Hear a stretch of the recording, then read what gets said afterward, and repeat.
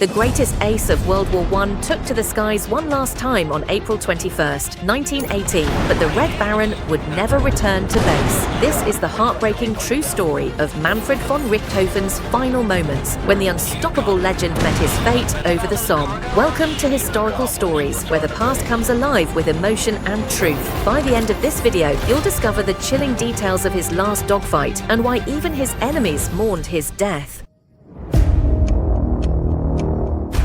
The Red Baron's last flight, the fall of a legend. The morning mist clung stubbornly to the Somme Valley on April 21, 1918, as Manfred von Richthofen performed his final pre-flight check.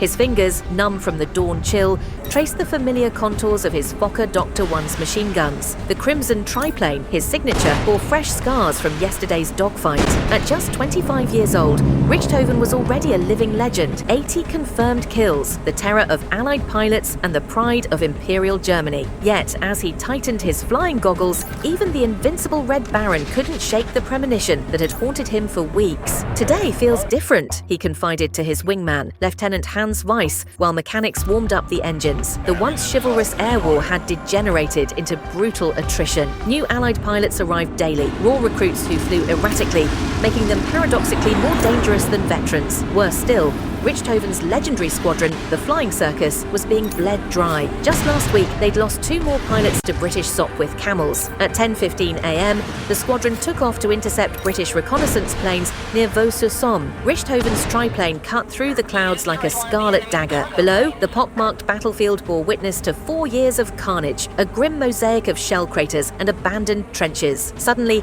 Weiss's voice crackled through the headphones. "Bandits at 2 o'clock!" The dogfight erupted with terrifying speed. Richthofen immediately spotted a novice Canadian pilot, Lieutenant Wilfred May, breaking formation in panic. It was textbook Richthofen prey, an inexperienced flyer making fatal errors. As the Baron banked sharply to pursue, his combat instincts overrode his own cardinal rule: never follow a target too far into enemy territory. What happened next remains debated by historians. As Richthofen chased May at treetop level, 3 forces converged on him.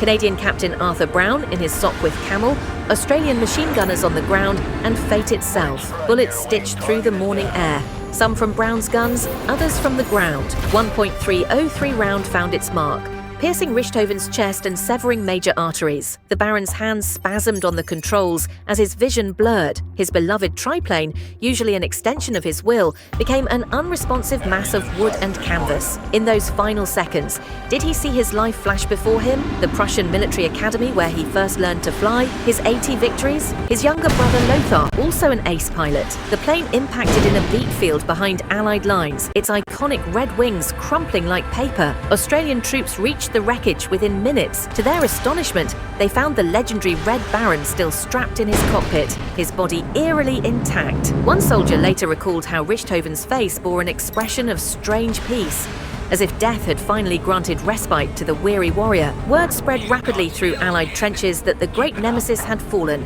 Even in victory, there was no cheering, only solemn respect for a worthy adversary. Back at the German airfield, the Flying Circus waited in vain. When confirmation of Richthofen's death arrived, hardened combat pilots broke down. His mentor, Hermann Göring, would later write, "We didn't just lose our commander that day, we lost the soul of aerial combat."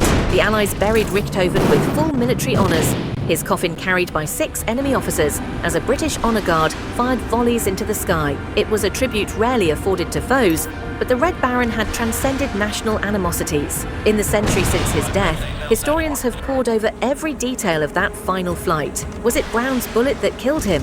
An Australian machine gunner? Or had Richthofen, suffering from what we now recognise as combat fatigue, subconsciously sought an honourable end? The truth remains as elusive as the Baron himself once was in the clouds. What's undeniable is that his passing marked the end of an era, the last gasp of chivalry in a war that had long since abandoned it. The Red Baron's death reminds us that even in war's brutality, humanity endures.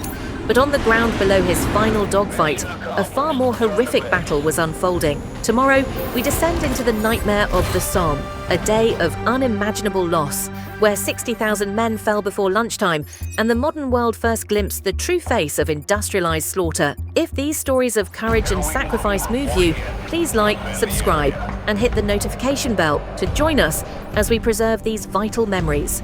The past speaks in whispers now. Help us amplify its voice before it's lost to time. Thanks for watching, and I'll see you in the next story.